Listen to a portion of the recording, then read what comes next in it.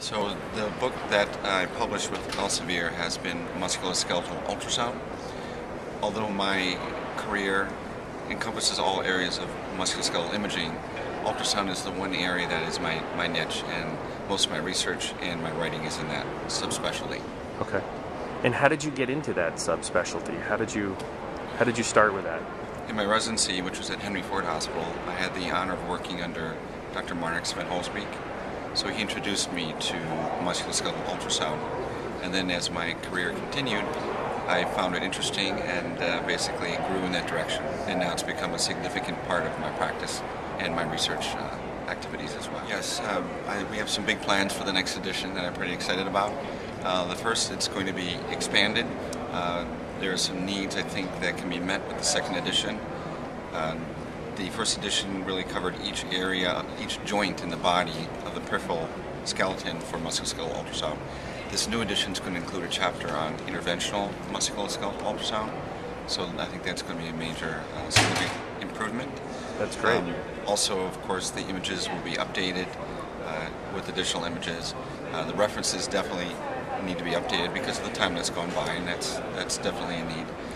Also, what will be new with the second edition is the use of video clips. One thing with musculoskeletal ultrasound is there's so much information on one video clip that doesn't really come through often with a static image in a textbook.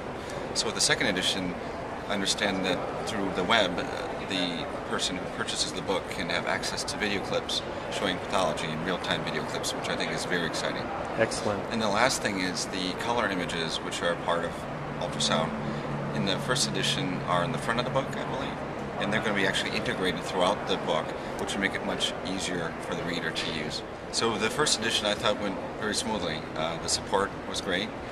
The deadlines were all met, and there were no surprises. Good. And I found the company great to work with. Good, good. And the second time around, you're adding a lot of different things that can be tough. Working with the editors has been good.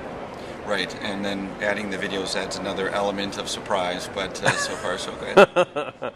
How are you getting the videos? Are these videos that you're supervising, or are they videos that are from other areas of the country, or how does that work? They're basically videos of patients I'm scanning in my practice. Okay. So I'm using the patients that I scan from day to day as really the material for the second edition. I think the important part about the fundamental series in general is the affordability of the book, its paperback, and also the length of the book.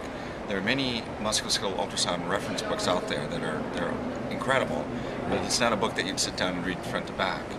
So for someone who is just learning musculoskeletal ultrasound, or someone who wants to review a topic in a short period, this is to me the perfect book for that. And that's based on the feedback that I've received, and that's the reason why I wrote the book. I felt like I could write something concise and to the point where someone could have an overview and get to the heart of the issues in a very quick, I guess, mode. It's a combination of, in imaging in general, people are shying away from CT because of radiation.